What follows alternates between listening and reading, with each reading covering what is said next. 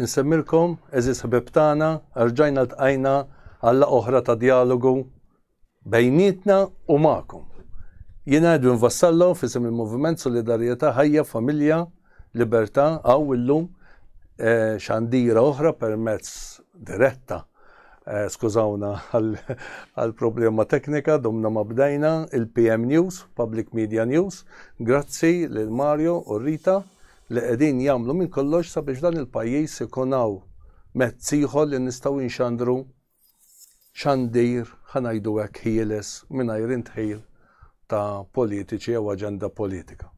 Illum, direttament mill-ewwel ħalli nintroduċi il-mistieden speċjali tagħna, Dr. Jan Soler, u l-ħabib tiegħi li dejjem inkunu flimkien, Karmenu Borġ, u hekk inkomplu niddiskutu magħkom issues li llum kienu korrenti, però anka nidħlu meta niddiskutu anke l-emendi li saru fil-liġi tal-conversion therapy u allura din l-idea tal-ideoloġija tal-ġeneru kif qiegħda timpatta l-soċjetà tagħna.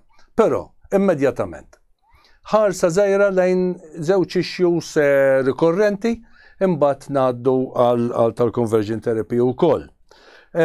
Issue importanti li ma nistgħux ma nitkellmux dwarha, erba' żgħażagħ li anka Karmenu fil-Facebook tiegħu irrefera għalihom li mill-università qegħdin jiġifieri iffittxu informazzjoni u daħlu f'dik li kienet qiegħda il-free hour u hemmhekk sabu intop, sabu diffikultà, sabu li kien hemm żbalji u għaliex fil-qosor. Qalu l-sidin ta' din il-website li din hija website li tintuża ħafna mill-istudenti tal-università x'fuq jkun hemm ċertu informazzjoni minflok ma qalaw il-grazzi kif jgħid il-Malti pjaċir mhux mitlub, kollu mitluf suppost jgħid nofsu mitluf, imma spiċċaw dawn bil-pulizija u arrestati. Spiċċaw ukoll ħaddulhom il-computers, eċetera. Ħanitfa' il-kelma mill-ewwel lill-panel tiegħi. Karmenu, mbagħad ikompli wkoll fuq das suġġett Dr. Soler. Karmenu. Fil-fatt daqsxejn komplikata din għal-raġuni sempliċi l-dana il-FIO hija app, ġifieri hija strument li jintuża fil-database li permess tiegħu l-istudenti u mirat għal-studenti u għal-żgħażagħ u jiġi promoss ħafna b'mod aggressiv anki fost l-istudenti mill-proprjetarji tal-kumpanija fosthom f'Ottubru l-għadda dawn għamlu bużieqa bil-flus insomma faqawa fl-università u ħad jiġi biex ġandhom dat tip ta' marketing. Ħafna studenti jużawha din l-app biex jistajgħu l-informazzjoni tagħhom. Dawn l-erba' żgħażagħ daħlu darba studenti kienu qegħdin daħlu fl-app u sabu li kulħadd seta' jidħol fiha u jkun administrator. U allura kulħadd seta' jara l-informazzjoni personali tal-istudenti. Mhix se nidħol fuq it-term legali għaliex anke jekk daħlu kisru l-liġi legalment, però naħseb moralment wieħed jista' jgħid li din għamlu xi ħaġa li salvaw lill-kumpanija stess. Għax kieku minflok huma ma daħlu fiha u qalu lill-kumpanija b'dak li sabu u ma talbu li jidra bug reward, xi ħaġa bar Malta ssir. Normalment pereżempju ta' Facebook meta xi ħadd jirnexxielu jsib xi glitch, xi żball fil-Facebook, idaħlu jaħdem magħhom. Jiġifieri, dan badrom il-pulizija. U ovvjament kellhom pereżempju għamlulhom strip search daqgħu jfittxulhom ma nafx jiena għalfejn għamlulhom strip search. Pereżempju neħħulhom il-ħwejġ biex jaraw x'għandhom moħbi. Ma nafx il-pulizija kienu jafu x'setgħu kellhom moħbi dawn għax fis-sens li daħlu ma ħsibx daħlu l-laptop, ħbew il-laptop ġo ġisimhom jiġifieri bażikament kienet xi ħaġa hija xi ħaġa sproporzjonata u ftit wara l-istess proprjetarju tal-kumpanija prova ħanejdu jiġbor ġieħu billi qal Benġila billi qal li jagħmel rapport għax kien obbligat bil-liġi u ma stennix din ir-reazzjoni u bis-saħħa hekk anke nexxilhom jirranġaw il-problema li kellhom. Nwet allura rrid iqis dan jekk wasal xi żmien l-ewwel ħaġa li nies bħal dawn żgħażagħ li huma ta' ċertu intelligenza flok ma nikkastigawhom u nitterrorizzawhom. Naraw kif indaħluhom biex jgħinu anke biex dawn is-sistemi jkunu aħjar. U ninkoraġġixxu anke żgħażagħ li jisma' għandhom futur Malta fejn bħal dawn tagħhom qalbhom. Ġifieri ma nistax nara dawn iż-żgħażagħ bħalissa mhux kontenti bis is-sistema, is-sitwazzjoni f'Malta, għaliex jekk tagħmel xi ħaġa bħal din tispiċċa arrestat. Plassekk imbagħad għandek ħaġa oħra li fil-pajjiż bħalissa hawnhekk mingħajr ma noqgħod nidħol diskorsi politiċi jaħarqu ma kulħadd jaf fil-pajjiż hawn ħafna nies qed jagħmlu, speċjalment nies imlaħqin, ħafna minn dawn illi daw fuq kollox qalu rrappurtaw dak li jagħmlu qalulhom isma' ħantukom tleċċu biex tagħmlu jekk ma tagħmlux dak ma stranġawhomx wara tleċċu ħanejdu li sibna din il-glitch. Ġieli l-kumpanija tagħhom ċans, dawn arrestawhom mal-ewwel. Għandna tant nies imlaħqin li jagħmlu ħafna b'ċertu arroganza u anki jisu maħfura. U ma ġbi xejn, u dawn għamlu għal-jom dan il-mod. Xtaqt insemmi punti ħor Edwin jekk ma jimpurtax, m'għandix taqsam ma' din, imma ġa din il-ġimgħa u ħolqot ukoll daqsxejn sensazzjoni. Kif tafu nhar il-ġimgħa kien il-festa tal-ġimgħa l-kbira u ġewwa l-Belt Valletta kien hemm il-proċessjoni, kien hemm il-funzjonijiet, ħames ix-xirka kien hemm ukoll funzjoni kien hemm proċessjonijiet. Affarijiet sbieħ li anke minn ma jemminx japprezza l-valur kulturali tagħhom. Fuq kollox il-kol kemm aħna u anke minn Siefer rajna Malaga, Sevilla ġewwa Spanja, jisiru affarijiet bħal dawn, Sqallija l-Italja.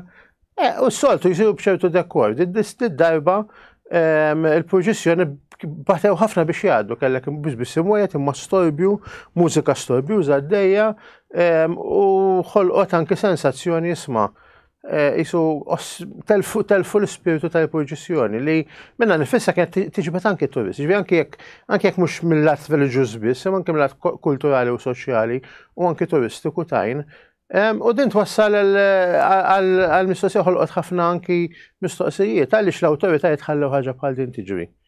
Hemm xi ħsieb li ndajfu tradizzjoni Maltija fuq kollox. Jista' jkun li bjena wisq ruħna l-flus u din b'sitwazzjoni jekk iddur li kbar problemi għandna fil-pajjiż huma dawn qed inbieħu wisq ruħna għall-flus ħanajdu hekk. Problema li qatt ma kienet tiġri qabel u sejder li splodiet nhar il-ġimgħa. U jiena nawgura li l-Maltin, speċjalment l-awtoritajiet jiġu daqsxejn f'sensihom, anke l-awtoritajiet sew lokali tal-belt kif ukoll l-awtoritajiet ċivili nazzjonali. Il-belt mhix biss tal-belt, il-belt hija waħda nazzjonali, hija wirt. Hija ġojjel barokk, hija wirt tal-poplu Malti kollu, hija wirt Ewropew għax il-kavallieri kienu ġew mill-Ewropa kollha u hija l-epitomu tal-kultura barokka. Ma nistax inħallwa ta' hekk il-belt, ma nistgħux qisna l-invażjoni tal-barbari fuq Ruma, nirriduċu l-belt minn belt ta' kultura għal belt ta' storbju da. Il-belt mhijiex stabiliment, divertiment f'postijiet bħal Buġibba jew inkella paċe. Fil-lok għandhom dak il-lok. Hemmhekk m'għandux ikun hekk. U allura tajjeb illi nappella jiena mill-awtoritajiet biex jieħdu sib il-Belt Valletta u jżommu anke l-kultura u d-dekor tagħha u l-valur tagħha kulturali. U l-festi li huma anke festi reliġjużi u hawnhekk id-dimensjoni reliġjuża u kulturali u soċjali tagħhom speċjalment jiġu rispettati u ma jiġux sagrifikati għal kummerċ u għal divertiment li jista' jsir x'imkien ieħor. Jiena ninaqat miegħek Karmelu. Ktibt xi ħaġa għandha tidher fuq il-blog ta' Simon Merċieqa. Imma jiena nikkundanna b'mod assolut lill-awtoritajiet. Illa għaliex l-awtoritajiet meta kont preżenti il-belt, meta kien dieħel ambaxxatur akkumpanjat bil-kavallerija, Stadarjali kienet cleared. Ħadd ma ħareġ imwejjed u kienet nadifa ħanajdu hekk minn kull ma seta' kien ta' skombru biex l-ambaxxatur jgħaddi. Jiġifieri meta ikun hemm attivitajiet fil-belt, attivitajiet ta' natura, politika ta' natura, politika ngħid jien anke avvenimenti nazzjonali. Tittieħed stand dejjem ikun hemm il-pulizija li tista' tgħid hawnhekk x'jista' jintrama jew x'ma jistax jintrama. Fl-antik il-permessi tal-imwejjed u s-siġijiet dejjem kienu taħt il-kustodja tal-pulizija u s-saddew għand il-kunsilli lokali. Forsi bħalissa hemm xi konfużjoni ta' minnu responsabbli, imma jaqa' kollox kif għad kemm għadt inti. F'dawn l-attivitajiet, min sa jerfa' l-attivitajiet reliġjużi, min sa jerfa' r-responsabbilta biex jara li minn fejn sa tgħaddi purċissjoni it-triq tkun clear sakemm għaddiet il-purċissjoni min irid jerġa' jieħu over it-triq. Anke il-level ta' stojbi għaliex il-Belt Valletta ma jsoqilix. Jiena nemmen li anke l-mużika li għandha tindaq sul sena kollha għandha tkun mużika adatta għal post. Ma nafx, ħafna minnu sirfi u marru fi bliet, ċentri storiċi fl-Italja, posti bħal Vienna, ma tarax dan it-tip ta' mużika tan night clubs. Narġa' nagħtik raġun. U għadnija anke meta konna fi programm ieħor, meta dan il-pajjiż illum warrab il-valuri tiegħu, għax aħna għaxiex qegħdinaw. Aħna qegħdinaw bħala persuni li qegħdin niġu f'isem entità, Moviment Solidarjetà Ħajja, Familja Libertà. Li l-għana ħari tagħha din l-entità li naraw li nibqgħu nitkellmu fuq il-valuri.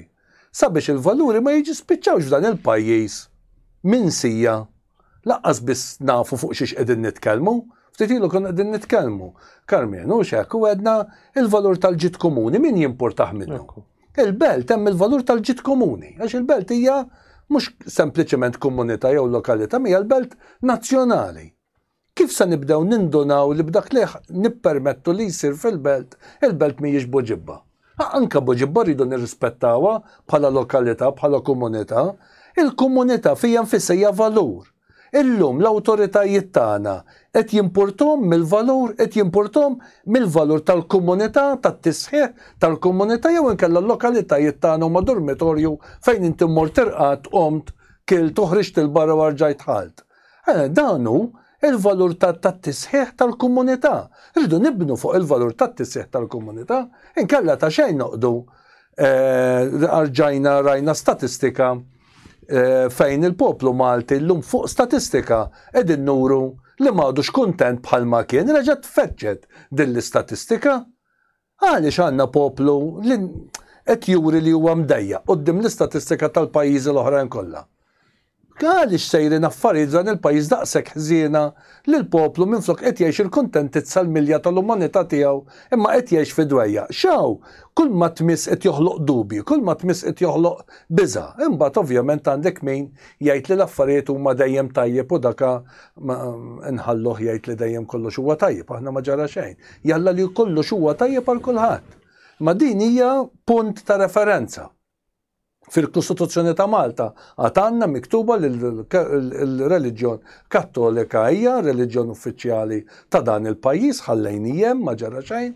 Meta jilħu deputati kulħadd jieħu il-ġurament fuq il-kurċifis, noted hija xi ħaġa sabiħa, xi ħaġa tajba, però mbagħad bejn dak li ngħidu u dak li nagħmlu hemm baħar differenza. U allura niġbdu l-attenzjoni tal-awtoritajiet li jerfgħu ir-responsabilità tagħhom u għandhom responsabilità u mezzi possibbli legali biex meta jkun hemm xi ħaġa bħalma kienet il-purċissjoni tad-doluri jew attivitajiet oħra reliġjużi għandu jkun hemm ir-rispett li huwa dovut lejn dik l-attività per se. Skużani, imma biżna fuq żewġ affarijiet imbagħad ngħaddu anke fuq l-istrajk tan-nurses li kien hemm ġie sospiż għal ftit imma ejjew nagħmlu kuraġġ li jinstab ir-rimedju ma dak li nerġgħu ngħaddu minn hawn ftit ieħor għalih. Dr. Solja. L-ewwel qed insellem is-semmija u nirringrazzja Carmen u nirringrazzja l-Edwin tal-hawn fosthom. Naqbel ħafna mal-Carmen u ġifieri li naqbdu fuq l-ewwel hekk nista' nikkummenta fuq l-ewwel fatt. Ma nixtieqx nidħol fid-dettal mhix area ta' kompetu tiegħi, jien ovvjament hawnhekk qed nirrappreżenta lili nnifsi, jiġifieri bħala persuna li nispera ntiża ċertu suġġetti speċjalment mediċi. Waħda mill-problemi daw huma nies li daħlu f'website u sabu li kien hemm security flaw. U sabu din il-flaw. U daw komunikaw mal-kumpanija. U mid-dera f'xi punt jew il-kumpanija, jew il-pulizija, jew xi ħadd ieħor ma nimmaġinax li huwa Data Protection Commissioner, però ma nafx.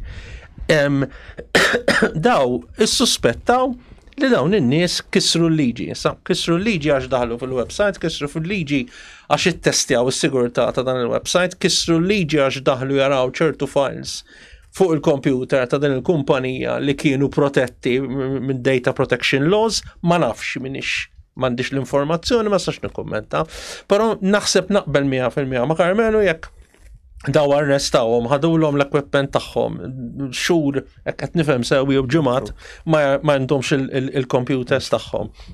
Ġew arrestati, ġew trattati ta' kriminali, meta forsi m'hemmx il-gravità ta' sitwazzjoni li titlob dak it-tip ta' intervent naqbel miegħek li jidher prima faċe nista' nkun żbaljat li jidher li huwa eċċessiv. Però ovvjament hemm il-liġi, din ovvjament tkun kawża li titla' quddiem maġistrati mħallef u nimmaġina mħallef u bażikament imbagħad jiddeċiedi l-imħallef. Ma nixtieqx nikkommenta iżjed għax jiena sew min-naħa tal-kumpanija nara li jekk daw talbuhom il-flus jew talbuhom xi bug remuneration jew whatever seta' kienet ixu l-interpretaw b'ċertu mod. Setaw interpretaw b'mod li daħlu informazzjoni u dan għallum il-multi għal dat tip ta' żbalji huma kbar u forsi l-kumpanija reaġixxiet b'mod defensiv iż-żejjed. U sew min-naħa tagħhom tara li jekk daw sabu żball u daw irnexxilhom u kapaċi sibu dal-iżball għandek raġun inti daw għandhom anzi kważi ringrazzjahom il-kumpanija sabu xi ħaġa saba xi ħadd ieħor setaw l-konsekwenzi kienu ħafna iktar serji. Ġibu l-eżempju tal-Microsoft li kienu ħarġu minn għalija $1 miljun li jekk xi ħadd jirnexxielu krakkja server fuq il-network tal-Microsoft kienu jirbaħ $1 million u daħat ma rebaħhom għax is-sigurtà kienet solida. Ġifieri s-sigurtà tiswa l-flus, ġifieri daw sabulhom żball u daw għarfuhom kena tiġi mill-kumpanija li forsi tirringrazzjahom. Però again ma nafx id-dettalji kollha u jiena nistenna tiddeċiedi l-qorti fuq il-biċċa xogħol l-oħra. Laqas naqbel miegħek ma dak kollu li għatu anke inti Edwin, però ma naqbilx li għandna noqogħdu ngħidu għax mela hija xi ħaġa kulturali għandha ċertu valur, jekk għandha valur reliġjuż il-valur u inqas. Jiena naħseb jew inkella wieħed jista' jinterpreta b'mod ir-reliġjon m'għandniex noqogħdu niddefendu jew inkella napoloġizzaw għax qed niddefendu r-reliġjon. Ir-reliġjon hija parti mill-ħajja, ir-reliġjon hija mod kif tgħix. L-spiritualità tiegħek għax ħaġa personali, però reliġjon kif inti tgħixha fid-dinja. U reliġjon mhux biss tradizzjoni. Tradizzjoni tilab il-noli, u nkella tradizzjoni se tkun tilab ċertu lob tat triq lillum intilfu. Jew li inti jkollok il-karozzin tradizzjoni, jew ċertu kuluri ma' ċertu pajjiż jew raħal tradizzjoni, ma' reliġjoni ħafna iktar profonda minn hekk, għax hija mod kif inti tgħix, kif inti tinterpreta l-umanità tiegħek fid-dinja. Mela allura jekk ikun hemm funzjoni reliġjuża Good Friday il-ġimgħa l-kbira, meta inti l-ġurnata fej Ġesu Kristu u nafu li Ġesu Kristu kun persuna storika dik kif ixxerret fuq Facebook, hemm evidenza nies li mhumiex reliġjużi li jarfu storikament 100% li kien bniedem veru 100% li ġi imsallab. Min għalija Josephus, wieħed mill-istoriċi ta' dak iż-żmien ta' ftit mijiet ta' snin wara iż-żmien ta' Kristu li ddokumenta il-każ ta' wieħed mill-aħwa ta' Ġesu li kien ġi b'xi mod jew ieħor ipproċessat mir-Rumani u li irreferew ukoll għal kruċifissjoni ta' Ġesu Kristu. Ġesu Kristu kien persuna reali, mela hija storika. Però mbagħad hemm it-twemmin, u t-twemmin il-ġurnata tal-ġimgħa l-kbira hija l-iktar ġurnata ta' dwejja u l-iktar ġurnata ta' riflessjoni fuq il-passjoni ta' Ġesu li xi ħaġa li ġrat fil-verità. U li kun hemm stabiliment jew tnejn, ma nafx il-dettalji, ma kontx hemm qed nara mill-gazzetti li kien hemm stabiliment jew ieħor li interferixxew fil-proċessjoni tal-ġimgħa kbira hija ħażina fiha nfisha. Ma rridx inwaqfek Ġan, imma li kieku kellu jkun għaddej il-proċessjoni tal-attività tal-karrijiet tal-karnival, kieku żgur dik it-triq kienet tkun battala minn kollox. Jifimni, jiena ma nistax ngħid fuq l-ipotetiku, naħseb li naqbel miegħek. U naqbel anke mill-eżempju li ġab Carmenu meta kien hawn l-ambaxxatur jew inti semmejt kien hawn l-ambaxxatur. Naqbel miegħek darbtej. Mela, però apparti minn hekk, mela dina funzjoni reliġjuża hemm nies li huma qed jiċċelebraw jew jikkommemoraw xi ħaġa daqshekk importanti fil-kalendarju tal-Knisja. U kien hemm min li dana azzjoni jew ma neħħiex mużika jew imwejjed biex tellef il-purċissjoni. Pulizija kellha tintervjeni kontra dik il-persuna. Ma nafx ġara, però li huwa interessanti li dina jiena fl-opinjoni tiegħi għandha tingħata importanza kbira u għandha fini ta' sigurtà. Ma mhux bidik biss, fatt li inti inqast mir-rispett lil funzjoni reliġjuża u lin-nies li għandhom dritti jiċċelebraw dik il-funzjoni reliġjuża hija xi ħaġa serja ħafna.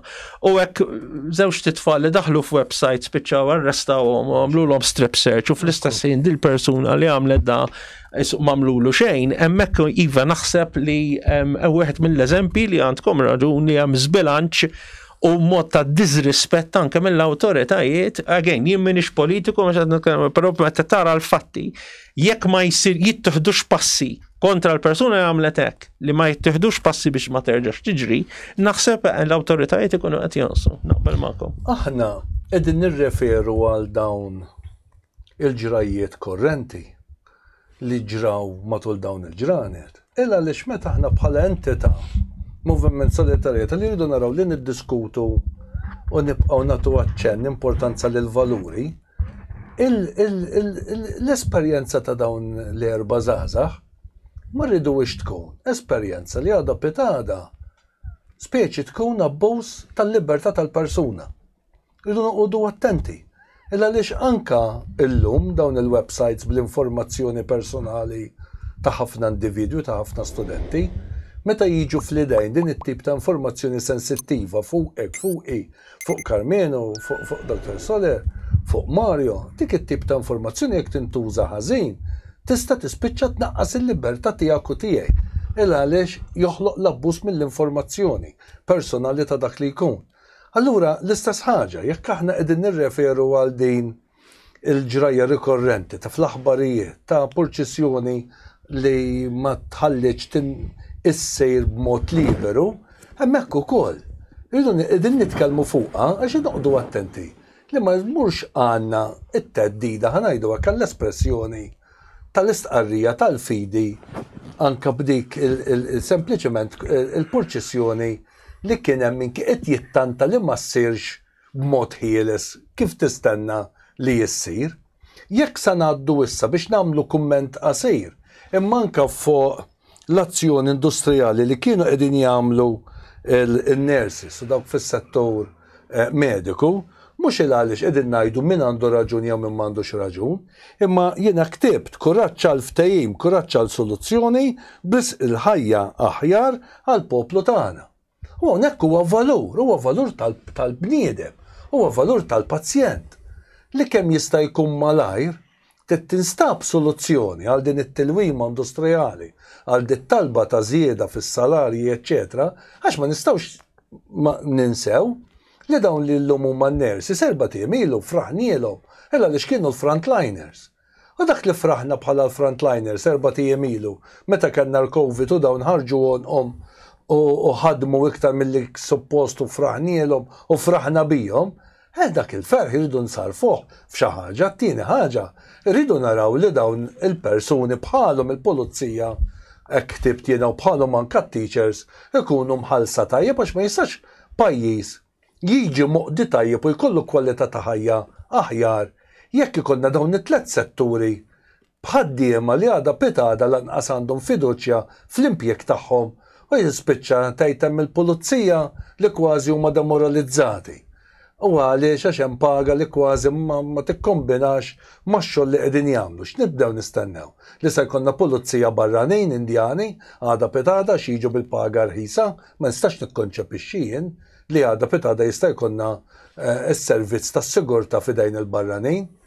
Likewise anke is-salarji tan-nurses jekk għadha pitada rridu li jkollna studenti fl-università imħajra biex jidħlu għal dan it-tip ta' mhux professjoni ta' missjoni li hija nursing, irid ikun hemm salarji li iħajru li żgħażagħ tagħna jidħlu għalihom. L-istess ħaġa l-għalliema dawn huma tliet setturi. Ejjew ma nħallux li tinħoloq konflitt industrijali biex imbagħad jiġi b'xi mod jew ieħor solvut.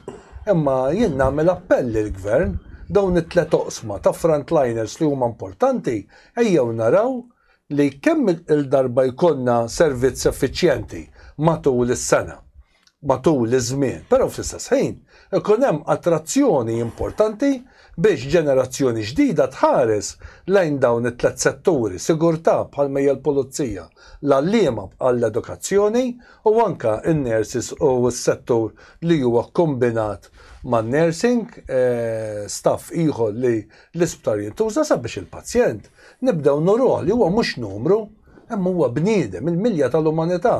U għaw nibdew nikkombinaw u nibdew nindonaw kemm il-valur soċjali uman meta tiġi biex tieħu deċiżjonijiet u tpoġġih iċ-ċentru ta' dik li hija direzzjoni biex tieħu deċiżjonijiet tajba, jiswa li jkollok dawn il-valuri. Meta ninsew il-valur, allura mbagħad tibda tinsa l-importanza tan-nurses, tibda tinsa l-importanza tal-għalliema tagħna, l-importanza tal-pazjent jew tal-istudent, jew għada pitada anka tal-pulizija jew tal-komunità tagħna. Dan hu l-importanti li meta niġu biex nitkellmu għaw f'dan il-programm, nitkellmu għaw biex nuru kemm verament meta inti kollok il-valur uman soċjali li qed jagħti direzzjoni jalla li konna nqas minn dawn id-disputes industrijali u wieħed jista' jevithom għax ikun ħaseb għalihom qabel.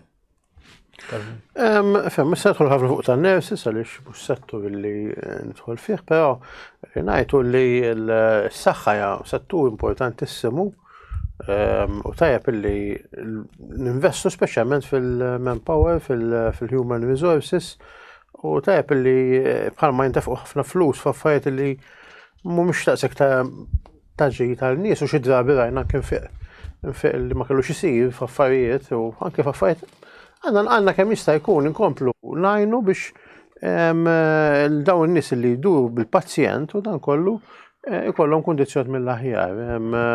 Tajjeb ukoll li l-gvern u n-nurses jaslu għal forum ta' ftehim anke għaliex dak li jibgħatu normalment huma l-pazjenti u l-pazjenti apparti li kull wieħed minna jista' jkun pazjent, ġifieri kull wieħed minna kellu xi darba oħra jew jidħol l-isptar jew fuq ħaġa oħra. Imma kollha għandna nies tagħna ġifieri u anke nies li mhux faqna tagħna il-bniedem jgħaddi minn perjodi ta' tbatijiet fis-saħħa allura tajjeb li jkollu moħħu mistrieħ li mhux biss servizz u ma jispiċċax f'nofs disputa bejn min ħaddem u bejn min jaħdem. Ma hawnhekk nixtieq ukoll ngħid illi x-xus fejtlu ħaddiema u stana jekk jista' jkun kemm jista' jkun tiġi evitata li jkun hemm konflitti. Normalment hekk jiġri li pereżempju strikes ikunu l-aħħar ħaġa. Ġej kieku jkun hemm daqsxejn iktar goodwill anki forsi niġu fi stadju li ma jkunx hemm aktar bżonn ta' strikes u dawn l-affarijiet u l-konflitti jiġu riżoluti mal-ewwel, speċjalment f'settur daqshekk delikat bħalmu l-isptar fis-settur tas-saħħa. Jiena nista' nżid, jiena naqbel again mal-Carmenu, l-inkwetjaj kien jien ma nistax nikkommenta fuq x'inhu ma jitolbu n-nursi ma nafux id-dettalji kollha, naf li nimmaġina li hemm ġustifikazzjoni. Għandna sejħa l-kuraġġ biex tinsab is-soluzzjoni ma tħallna fid-dettall tad-dispute. Ovvjament hemm problema ta' nuqqas ta' nursing. Allura dak in-nurses li qegħdin jaħdmu l-isptar u fil-kliniċi u ma speċjalment fl-isptarijiet qed ikunu overworked, ikollhom ħafna xogħol, ikollhom jagħmlu iżjed xogħol biex ipattu għal min huwa nieqes. Mela dika ovvja u li jkunu remunerati kif huwa xieraq hekk għandu jkun. Li xtaqt nikkummenta mingħajr ma nkun negattiv iżejjed li meta jkun hemm miżuri ta' strike action, meta jkun hemm miżuri ta' ħaddiema li jolqtu direttament, li jieħdu azzjonijiet jew ma jagħmlux azzjonijiet u dikka taffettwa direttament lill-pazjent. Kien hemm diversi operazzjonijiet li ġew ikkanċellati. Dawn l-operazzjonijiet li ġew ikkanċellati issa se jiġu jkollhom jiċċaqalqu u jistgħu jaffettwaw pazjenti oħrajn. Aħna nafu li ħirġin minn pandemija fejn fl-opinjoni tiegħi kien hemm wisq miżuri restrittivi u damu iżejjed. Waħda minnhom kien hemm problema ta' ċertu screening test fl-isptarijiet, ċertu affarijiet ta' rutina fl-isptarijiet li ma sarux minħabba li kien hemm il-biża' sew minn nies biex imorru l-isptar sew inkella li ċertu servizzi nataw inqas importanza minħabba li kien hemm il-pandemija. Daw l-affarijiet allura hemm backlog, allura waqajna lura. Ħafna pajjiżi fl-Ewropa waqajna lura fis-servizzi tas-saħħa anke screening għal kanser, għal mart tal-qalb, għad-diabet, etc. U qed naraw ċertu impatt ta' dan nuqqas ta' screening f'ċertu mart li qed joħroġ. Mela l-fatt li nibdew nagħmlu strike action li jaffettwaw direttament daw it-tip ta' servizzi għandha tkun dejjem l-aħħar miżura, għandha tkun il-miżura li tittieħed biss meta m'hemm l-ebda triq oħra. U nispera li tiġi risolta bħalma Carmen u bħalma Edwin kemm jista' jkun malajr għax l-impatt fuq il-pazjent huwa l-iskop tal-servizz tas-saħħa mhuwiex biss biex jagħti impjieg għat-tobba u n-nurses u għan-nies oħrajn, imma l-servizz tas-saħħa imħallas mill-flus il-poplu biex jinqeda l-poplu. Importanti li jinqeda u tajjeb li jkollhom il-kondizzjoni tajbin in-nurses, però tajjeb li l-miżuri li joqdu attenti fuq l-impatti fuq n-nies, diretti speċjalment. Naddu għas-suġġett ewlieni tagħna rigward l-ideoloġija tal-ġeneru. U ftit ilu rġajt ktibt jiena fejn hu l-leħen il-Knisja jew il-Partit Nazzjonalista kontra dawn l-emendi infami għal-liġi tal-conversion therapy. U ma nistawx ma nużawx illum il-preżenza ta' Dr. Soler sabiex jispjegana. Imma fuq kollox, anke mill-kummenti ta' min ir-ribatta dak li ktibt jien, tibda tieħu l-idea ġenerali l-ewwel. Li jekk jiena minix sa niġi mulqut minn din il-liġi allura ma jimportanix dwarha. Allura kien hawn dan it-tip ta' skiet li anke jien min stennejtu li għandu iktar responsabilità kellu jitkellem. U ma nistgħux nibqgħu ma nitkellmux sempliċement għax naħsbu li xi ħaġa xi liġi missa tolqot lilna. U stennejt li l-Knisja titkellem iktar, u stennejt li l-Partit Nazzista jitkellem iktar, nifhem li l-Partit Laburista, it's his piece of cake li joħroġ leġiżlazzjoni bħal din. Ħa nitkellmu u nagħti l-introduzzjoni mbagħad jitkellmu sħabi li qegħdin f'dan il-panel. Din il-liġi teżisti, il-liġi li qiegħda hemm sabiex f'dan il-pajjiż naħseb waħda mill-uniċi liġijiet li anke fid-dinja toħodha kontra min jipprova jagħmel il-conversion therapy, ġifieri jekk jiena persuna LGBTIQ, b'din il-liġi wieħed irid joqgħod verament attent, naħseb anke tobba, jew ġenituri, jew għalliema, ta' x'sa jagħmlu kif jitrattawni jekk jien anke nibda nuri xewqa biex nerġa' lura ħalli kif ngħidu aħna bid-diskors li niftehmu nerġa' lura straight. Nerġa' lura għal dak li kont qabel ma aċċettajt l-orjentazzjoni sessuali tiegħi. Ovvjament, l-orjentazzjoni sessuali anka fl-iskejjel qed tiġi malma li kważi hija bbażata fuq feelings, u l-feelings jitbidlu. U allura storikament nafu anka minn aħbarijiet, minn fatti li kien hemm nies li kellhom feelings mod u reġgħu marru għal feelings oħrajn. Jiena kontra li jekk int għandek persuna u li huwa liema ċirkostanzi huma tipprova tisforzah biex jarġa' ikun xi ħaġa oħra li ma jridx ikun.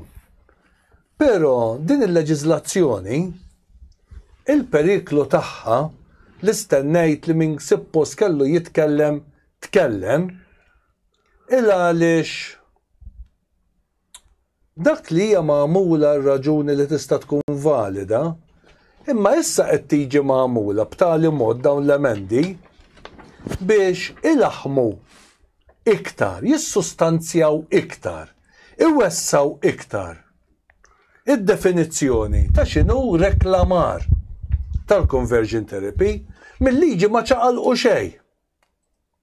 Il-Partit Nazzjonista u l-Partit Laburista u bis-silenzju ta' min ma kkummentax, kulħadd qed jaqbel l-establishment politiku kollu favur dawn l-emendi li wessaw laħmu iktar id-definizzjoni ta' x'inhu reklamar. Għax bil-kelma li reklamar kważi anka jien waqt li qed nitkellem il-pulizija tal-ideoloġija tal-ġeneru, da mhumiex pulizija, qed insejħilhom pulizija jien, da mhumiex pulizija li tarhom bl-uniformi bil-kelma pulizija wara darhom, imma dawn huma individwi li jekk ikollhom jgħidu Edwin Vassallo mhux joġobna fuq kif qed jitkellem, faċli jirrapportawk lill-pulizija li inti qed tikser din il-leġiżlazzjoni. Għaliex daħlu wkoll kelma bħalma tista' tkun awtorizzazzjoni għal pubblikazzjoni narġa' ngħid, koma, wiri, exhibition, you exhibit, wiri, tixrid, promozzjoni, koma, riferiment, jew ċirkolazzjoni ta' kwalinkwa materjal magħmul bi kwalinkwa mezz li jindika, koma, jew li jista' raġuvalment jinftiem li jindika, koma, li persuna qiegħda tirreklama jew tawtorizza, reklama jien m'iniex nirreklama, jien qed nitkellem u nagħti kummentarju fuq il-leġiżlazzjoni. Mhux qed ngħid morru għand dak it-tabib, mhux qed ngħid morru għand dik is-soċjoloġista, mhux qed ngħid morru għand dik it-terapista, imma qed nagħmel l-ebda reklam, imma qiegħed niġbed l-attenzjoni. U l-attenzjoni għal xiex? Għaliex kif ktibt dak l-artiklu, f'dan il-pajjiż tant hija vera li teżisti din il-leġiżlazzjoni u sorpriża li jekk hemm hawn nies li jaħsbu li din il-leġiżlazzjoni ma teżistix. Li mhuwiex vera li f'dan il-pajjiż għandna leġiżlazzjoni li bija xi ħadd jista' jmur il-ħabs imma teżisti. Infatti, hija realtà, hija vera li ċertu żagħżugħ Matthew Grech jinsab il-qorti f'każ, skużawni, huwa fatt li Mario li qiegħataw qudiemi jidderiġi u Rita li huma diriġenti tal-PM News huma daqstant bħal Matthew Grech imħarka l-qorti għaliex huma kienu responsabbli ta' xandira. Jiġifieri din il-liġi intużat biex xi ħadd jittieħed il-qorti u jekk tħarsu lejn din il-leġiżlazzjoni li għandi f'idejja. U taraw lan għax wara kull leġiżlazzjoni, inti kollok miktub plan l-iskop. Inti taqrek l-għanijiet u r-raġunijiet ta' dal-abbozz ta' liġi li ġie approvat mill-Parlament mod nemkon. Konna ngħidu l-Parlament jiġifieri miż-żewġ naħat tal-Kamra, huma sabiex jiġi ċara, tara, il-Gvern ħass li jrid jiċċara. Jiġi ċara, ċikkostitwixxi x'jagħmel reklamar ta' prattiċi ta' konverżjoni għal benefiċċju tal-vittmi ta' dan ir-reat, tal-awtorizzazzjoni investigattivi u għal ġlieda kontra dan ir-reat b'mod ġenerali. U r-reat huwa il-conversion therapy. Jiġifieri dal-abbozz qed iqisu bħala reat, semma għandi l-ebda oġġezzjoni, għaliex mhuwiex sewwa jekk bniedem iħossu, però f'pajjiżi oħra għadhom ma għamlux din il-leġiżlazzjoni, meta kont qed nagħmel ir-riċerka tiegħi u kont qed naqra, għaliex iridu joqogħdu attenti li din il-leġiżlazzjoni jekk jgħadduha ma tmurx iddejjaq jew toħloq skumdita jew tirristrinġi il-prattika medika jew inkella ta' ġenituri, għaliex f'malar jekk ġenitur ikollu żagħżugħ jew żagħżugħa u jipprova jgħinhom għax jitolbu l-għajnuna, allura din il-leġiżlazzjoni tista' tintuża kontra tagħhom għax jgħidu qed jiġi ħati li qed iwettaq ir-reat tal-conversion therapy. Nifhem li kif għad tuħut minnkom fil-kummenti tagħkom dan huwa suġġett komplikat sensittiv ħafna, imma ma jfissirx għaliex huwa komplikat u sensittiv ħafna wieħed allura ma jitkellemx dwaru, jew inkella is-sentenza li qed nobgħod nisma' ara jien ma nindaħax, ara jien ma sar ma jimpurtanix, ara jien nisma'ha ta' kuljum. Jiena sirt ma nagħti każ ta' xejn, dik hija l-ar sentenza li veru tirrabjani, jien ma nagħti każ ta' xejn, ma tagħti każ ta' xejn, sakemm min ikun involut ma jkunx it-tifel tiegħek. Għaliex Matthew Grech huwa żagħżugħ. Illum forsi huwa persuna li huwa ta' ċertu ħanajdu hekk. Imur f'ċertu knisja evanġelika. Imma da pitada jista' jkun żagħżugħ li jmur Youth Fellowship, li jmur x'imkien ieħor, ikun Kattoliku. Imma jien ħan nagħmel differenza bejn dak li jista' jkun żagħżugħ Kattoliku jew żagħżugħ li qed imur fi knisja evanġelika, jekk mhux ħejja kuġin tiegħi. Imma l-Evanġelju huwa ta' kulħadd. Jista' da pitada jkun xi ħadd ieħor. Kemm qegħdin impoġġu t-teddida l-libertà tal-espressjoni imminenti li l-Istat qed jagħti lilu nnifsu din it-tip ta' leġiżlazzjoni biex jekk inti tistqar dak li temmen fih bħalma kien il-każ ta' dan iż-żagħżugħ Matthew Grech dil-konverżjoni tiegħu iżid kienet spiritwali u minn dik il-konverżjoni spiritwali jagħmel il-bidliet li ħass li kellu jagħmel. Però ejjew naħduha bis-serjetà u nitkellmu dwarha biex intom tkunu konxi dwarha. Carmelo. Tajjeb, jiena mhux se nidħol ħafna fl-aspett xjentifiku, tabib naħseb konvint li ħafna iktar minni, però jiena l-pożizzjoni tiegħi hija bl-istess pożizzjoni li kelli meta kienet għaddej l-kwistjoni tal-vaċċini tal-Covid u dan kollu. Għaddej kwistjoni tal-libertà tal-individwu, mela jekk individwu jidirlu li jixtieq ċertu ġibdiet li qed iħoss ma jibqax iħosshom u jbiddilhom. Issa mhux se jidħol jekk jirnexxix jew le, kif għadt jiena dik ma jidħolx fija. Ma tistax fl-opinjoni tiegħek m'għandekx twaqfu. Jiġifieri il-libertà tal-għażla fejn jidħlu dawn l-affarijiet għandha tiġi rispettata. Onestament inħoss li jekk ħanibqgħu sejrin hekk, kull forma tal-libertà li l-individwu għandu u libertà leġittima, mhux qed ngħid libertajiet li jinfinġu fuq id-drittijiet ta' ħaddieħor, ħadd tispiċċa l-gvern jidħol fija. U naħseb li dina li speċi li jekk bniedem ta' speċi ħassi li ma jixtieqx dana u jbiddel l-orjentament tiegħu u jmur għand xi forma ta' terapija. Dan kollu minn hemm qed nagħmel jiena mhux qed nagħmel reklami xejn hawnhekk għax m'għandix idea xi ġifier dak il-affarijiet qed ngħid biss jien fl-opinjoni tiegħi mhix affarijiet tal-gvern. Inqas ma jidħol il-gvern fil-ħajja tal-individwu. Sakemm dak li qed jagħmel l-individwu mhux qed ikun tad-denja l-ġid komuni iktar aħjar. Naħseb hawn Malta bħalna kultura ta' dipendenza eżaġerata mill-gvern fuq kollox irid jindaħal, nippretendu li jindaħal, mhux biss fuq kollox irid jindaħal il-gvern, ma nippretendu li jindaħal. Ġifieri jekk għandi kwistjoni l-iskola irid imwant il-dana, jekk għandi kwistjoni irid noqgħod ngħid l-ieħor.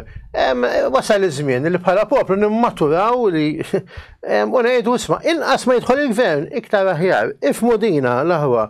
Il-gvern qiegħed hemm, però l-ħajja tiegħek qiegħda hawn u ma tħallux il-gvern jiddefinixxi l-ħajja tagħna. Issa jekk wieħed li għandu ċertu tendenzi mara din it-terapija u xorta ma fiqx minna jew fiq minna, jien ma nidħolx fija, aswa affarijiet tiegħi, jien sempliċement favur il-prinċipju tal-libertà fuq dal-affarijiet. Jien kelli pożizzjoni simili fuq il-kwistjoni tal-vaċċin. Meta daħlu min taħux il-vaċċin ma tidħolx fil-kafetterija, ma tmurġu dak ir-restorant. Mela raġel jista' jmur ir-restorant u l-mara tibqa' barra jew viċeversa. Kien dawn il-ħmerijiet. Għaliex il-gvern indaħal fil-ħajja privata tal-individwu. U ma nistax nibqgħu nħallu l-gvern, nimmaturaw bħala poplu u din għanut li dan għas-stage dittatorija, din hija maturazzjoni. Il-poplu jrid jimmatura u kemm jista' jkun ma ħallix il-gvern tħol fil-ħajja tiegħu. Nifhem ukoll li min qed jimbotta daw it-tip ta' liġijiet u mhux neċessarjament meta jimbotta daw il-liġi jkun fil-Parlament imma jkun parti minn lobby u forsi anke jkun iddeffes f'xi ministeru għal xillum il-ġurnata hija ssibhom dawn. Dana, minn ikun għamel dal-affarijiet nifhem li għandu intenzjoni li imponi joħloq dat tip ta' isu dittatura morali bl-Ingliż l-Amerikani jgħidu la woke. Li ta' sfortuna qiegħda tidħol ħafna u Malta. Dan nifhem dina li għallu hemmhekk hemm bżonn iktar u iktar għandna niġġildula din it-tendenza. Però nerġa' ngħid, jiena ma niġġielitx biex għaliex il-gay conversion iveri jew le, jew inkella ħanirreklama u ngħid tmorru għamlu jew tmorrux.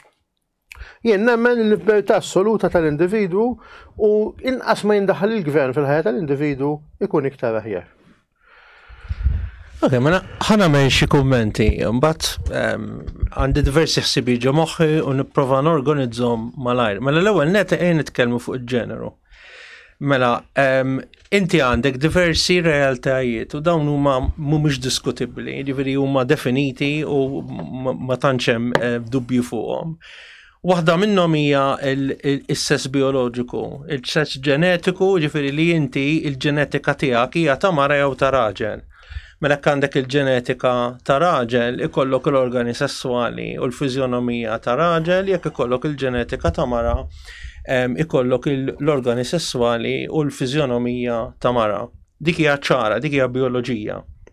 Ġifier għandek il-ġenetika, il-DNA tiegħek ta' raġel jew ta' mara, u għandek l-espressjoni ta' dik il-ġenetika li inti il-forma tal-ġisem bl-organi sessuali u anke il-forma tal-ġisem differenti mara u raġel.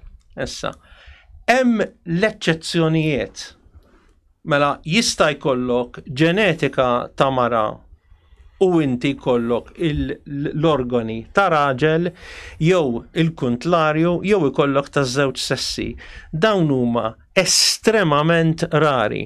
Mela l-eċċezzjoni ma tkissirx ir-regola, l-eċċezzjoni tiddefinixxi r-regola u r-regola tiddefinixxi l-eċċezzjoni.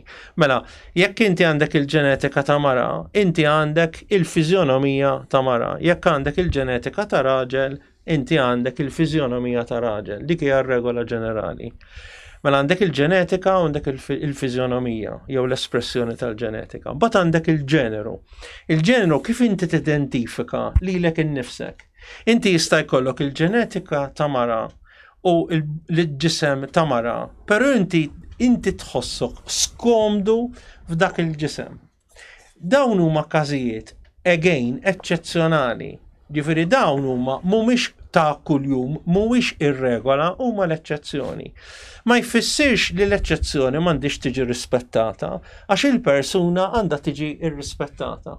Mela dik ix-xewqa li inti m'intix komdu bħalma hemm ukoll ejja nimmorru għal affarijiet oħra. Jiena jista' jkun li jien m'iniex komdu bis-snini, jew nista' nkun m'iniex komdu bil-forma ta' mnieħri, jew inkella jiena m'iniex komdu per eżempju bil-pis tiegħi u rrid inbiddel. Mela l-idea li inti għandek forma u inti tixtieq tbiddel jew m'intix komdu b'dik il-forma, mhijiex fiha nfisha xi ħaġa li għandha tiċċallenġja li huwa normal. Per eżempju, li jiena ħossni komdu overweight ma jfissirx li overweight huwa tajjeb, però għandi niġi rispettat jekk jiena nħossni komdu nkun overweight biex intagħti eżempju sempliċi.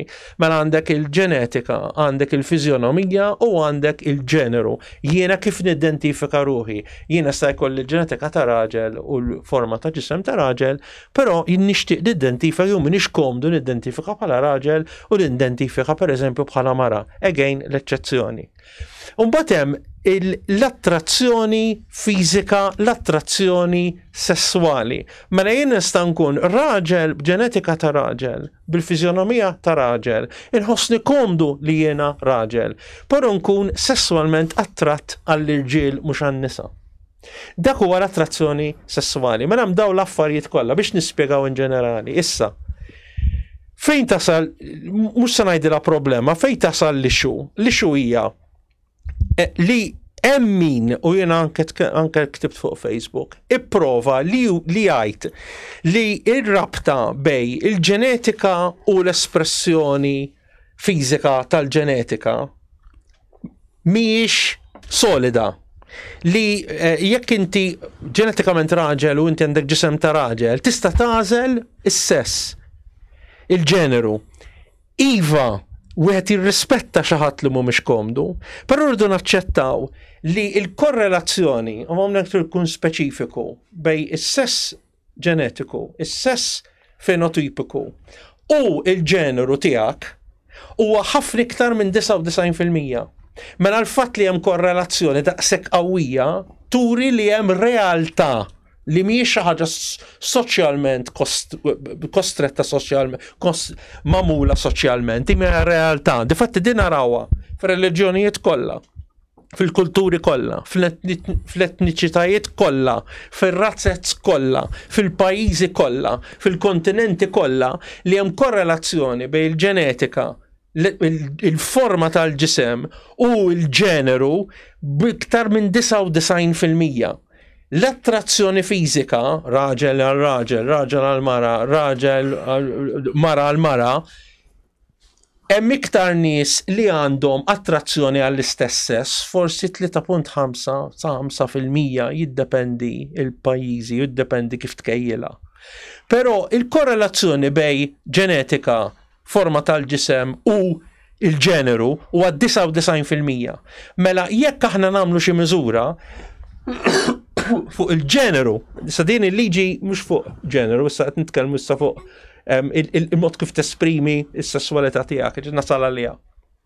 Mela fuq il-ġeneru, l-idea li l-ġeneru mhux marbut mal-ġenetika huwa xjentifikament meta tara dil korrelazzjoni, min qed jgħid li m'hemmx korrelazzjoni qed jagħmel żball. 1. 2.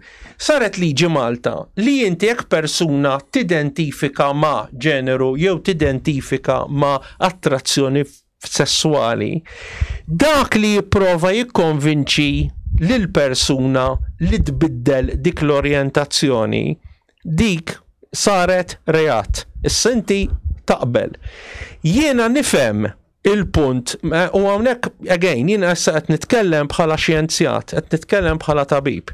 Mela jiena mhux qed ngħid naqbel u ma naqbilx, la sa ngħid li naqbel u laqas ngħid li ma naqbilx biex ikun speċifiku mhux spiċċa quddiem il-pulizija quddiem il-spiċċa l-ħabs. Però tiġi sitwazzjoni mela allura meta inti għandek persuna li hija raġel u din il-persuna għandha attrazzjoni lejn l-irġiel u tmur għand professjonist, daw qed jgħidu da dan il-professjonist marbut li ma jagħtix parir il-persuna jew jipprova jimmanipula jew jagħtiha pariri jew jagħtiha xi informazzjoni li dan huwa b'xi mod detrimentali u anzi għandu jgħinu b'din l-esperjenza jew biex ikompli esprimi u jiżviluppa daw il-ħsibijiet. Mela dan huwa dak li qed jingħad bil-liġi. Mela allura hekk persuna li hija gej tgħidilha xi pariri x'tista' tagħmel, jekk inti daw il-pariri jinkludu li hu ma jipprattikax jew inkella ma jaġixxix fuq dawk l-istinti. Inti tiġi tikser il-liġi. Allura tiġi sitwazzjoni wan jekk huwa assis li qed isegwi t-tagħlim tal-Knisja u qed jgħid bħalma qed jgħid il-Papa li inti għandek taċċetta l-orjentazzjoni, però m'għandekx tespremija, m'għandekx tagħmel l-att sessuali, din hija tagħlim tal-Knisja. Allura dak il-assis jiġi qed jikser il-liġi, question mark, waħda. Tu, jekk persuna kienet gej u tħoss li hi qalbet u titmur għal orjentazzjoni straight, ġifiri li persuna mara tkun attratta l-raġel, raġel tkun attratta l-mara, u tmur għand professjonist u titolbu lajnuna, dak il-professjonist li jgħina ikun qed jikser il-liġi, tnejn. Dawn huma importanti. Mhix ċara fajnejja jien. Jista' jkun li assis li jien tintalab parir jista' jispiċċa ħażin u difatti hemm tabib neurologu li sar assis mititlu l-mara u sar assis li l-Ingilterra mar bniedem għandu ġo sptar għallu fader spjegali t-talim tal-Knisja u dan spjegalu t-talim tal-Knisja li jekk inti gej, hija inti gej u l-Knisja taċċetta li inti gej. Però l-Knisja tgħidlek tesprimix dak il-xewqat fatt sessuali u tispjega preċiżament x'inhu t-talim tal-Knisja. Dan il-qassis ħadu azzjoni kontrih kaċċeħ mix-xogħol u qassis Malti li qed jipprattika l-Ingilterra fl-NHS l-Ingilterra. Ġifieri hawn qed naraw mela, ġifieri il-biża' tiegħi li ħan nispiċċaw f'sitwazzjoni fejn jkunu ġenituri. Qed nimxi pass pass, mela għandek assis li jispjega t-talim tal-Knisja protett illum hawn Malta bil-Kostituzzjoni li b'din il-liġi jista' jiġi imħarrek. 1. Għandek tabib li jintalab parir xjentifikament validu li għati parir xjentifikament validu jista' jiġi taħt din il-liġi. Rajna każ ta' ġurnalisti tal-PM News li għas sempliċement kellmu fuq każ ġew imħarka, rajna kasta persuna, inti semmejt isimha, jiena m'għandix permess insemmi isimha, però hija xi ħaġa pubblika, li din il-persuna gay, rajt l-istorja tagħha issa qed jitkellmu fuq anke l-Amerika, fuq il-kasta Malta qed jitkellmu l-Amerika. Li dan huwa persuna gay li ma xtaqx ikompli jgħix il-ħajja ta' gay u xtaq li jagħmel familja u jkun persuna straight jew inkella ma jibqax jipprattika jesprimi s-sessualità tiegħu għax għalhekk ġi taħt il-lenti, ġi taħt imħarrek mill-pulizija, ġi anke taħt il-lenti tal-medja lokali. Ġenituri, jekk jiena bħala ġenituri kolli tifel jew tifla u din it-tifla jew it-tifel tajt xi ħaġa li qed tixtieq tbiddel is-sess u jiena nkellima b'mod ta' missierja u nagħtiha parir mhux bil-qalu pereżempju xi ħadd qallek li inti tista' taqleb imma nafu li ġeneralment ir-regola ġenerali hija hekk. Il-fatt li ngħidlek li hija verità nista' niġi mħarrek b'din il-liġi. Immorru oltre xi ħaġa li forsi ħadd ieħor ma ħasibx. Jekk jiġi persuna għandi li għandu għamlek minix qed nipprova nkun konfrontazzjonali, mhux qed nipprova niġġudika lil ħadd. Però qed insaqsi domanda, jekk jiena għandi orjentazzjoni ta' bestjalità hija meta inti tmur tagħmel att sesswali mal-annimali. Kien hawn każ mhux qed nitkellem fuq affarijiet mill-ispazju, kien hemm każ Għawdex reċenti li semma. Jiġifieri hemm li nies li jagħmlu att sesswali mal-annimali. Jekk jiena persuna niġi għandi bħala tabib u jgħid li għandu daw il-ġibdiet, jien hekk ngħidlu li dik il-ġibdiet mhumiex normali, jiena nkun nista' niġi taħt l-attakk ta' din il-liġi. Jekk persuna sa anke bidlet il-kelma mill pedofilija għal minor attracted person. U jina li sibda jibbidel il-terminoloġija xikun hemm il-ħsieb li jimbidel. Ma nix nuża dik il-kelma, inti tista' tuża l-kelma, li inti titbiddel il-ħsieb fuq xi ħaġa u dik tinkwetani. Mela persuna li tiġi li tgħidli li għandha attrazzjoni lejn il-minuri li hija kontra l-liġi. Jekk jiena ngħidilha li dak huwa ħażin, jekk il-liġi mhijiex miktuba preċiż u jiena il-kliem tagħha bdejt infittex ma rajtix, nixtieq nara preċiża u nista' analizza anke bl-għajnuna ta' avukat. Mela jien hekk nagħti xi ħadd jiġi għandu jgħidi attratt lejn it-tfal u jiena ngħidlu dak ħażin. Illegali naħseb inkun tajjeb għax jien qed nimxi mal-liġi.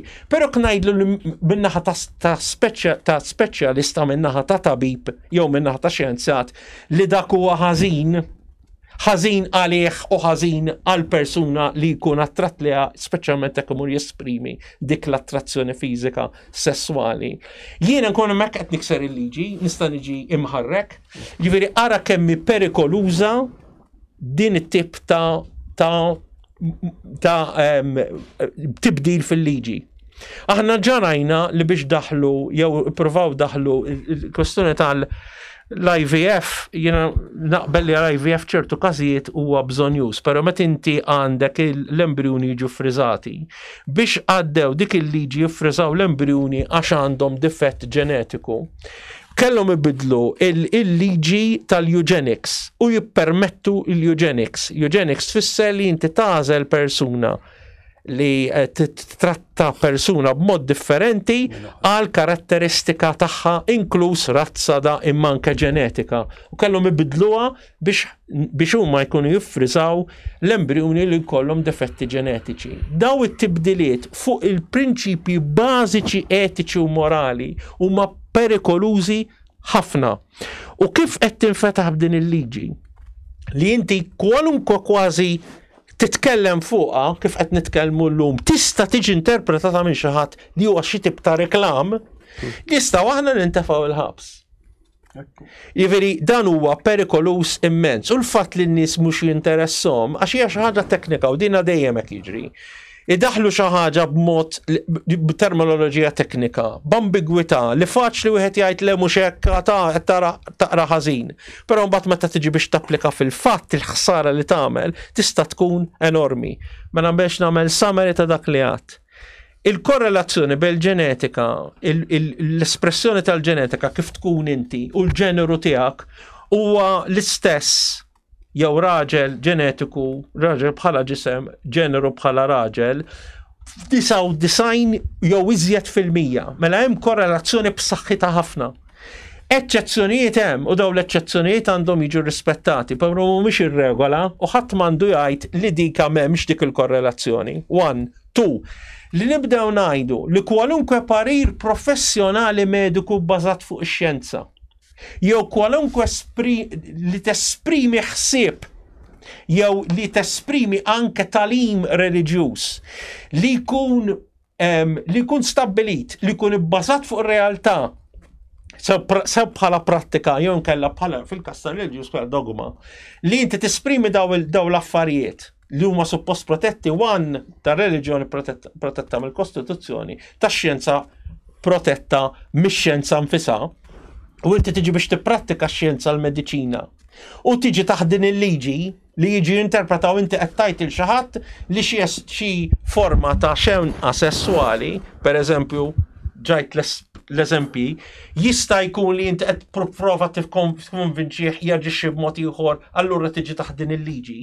Nispiċċaw li ħadd ma jkun jista' jipprattika il-mediċina u jista' jkun li l-Knisja tiġi marbuta mit-tagħlim tagħha.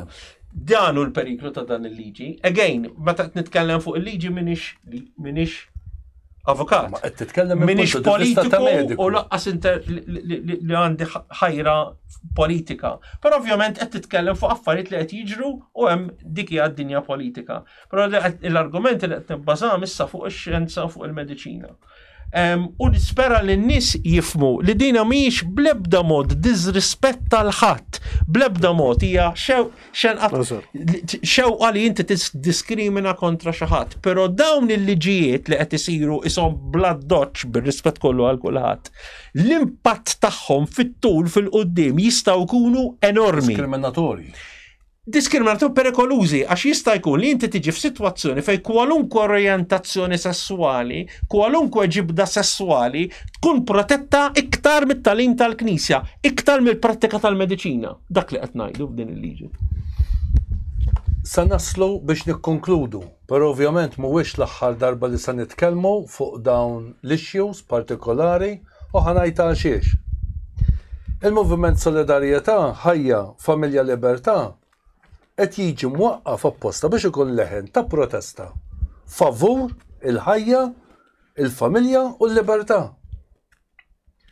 U sakemm ikonna dak li huwa raġonevolment tajjeb ma fiha xi ħażin, imma meta l-ideoloġija tal-ġeneru tibda tintuża kif għadna kemm għadna minflok biex niġġieldu diskriminazzjoni ma beqgħod li niġġieldu diskriminazzjoni noħolqu oħra biex nippruvaw nagħmlu l-ħajja faċli għal sezzjoni ta' nies, nippruvaw niddiskriminaw u noħolqu dittatorjat ideoloġiku ieħor, allura hemmhekk ħanibdew nilagħbu anke ma' drittijiet fundamentali tal-istess libertà.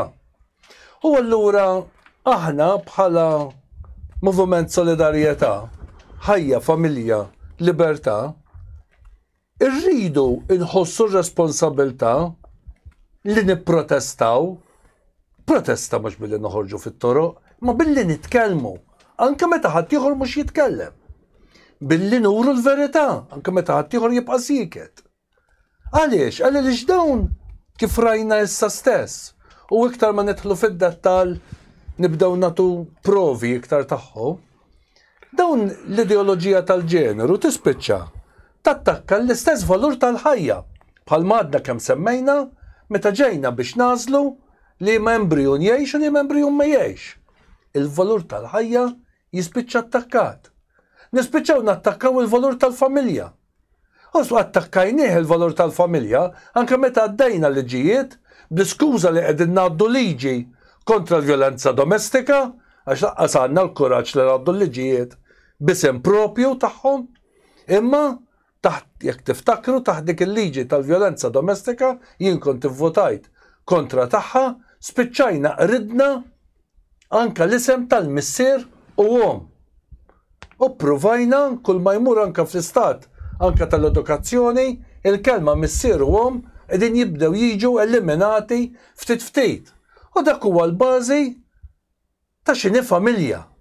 Meta l-familja tneħħilha il-pedament tagħha, l-ġenituri, il-missier u l-om, allura hemmhekk qed tiddistabilizza, qed tiżnatura il-familja.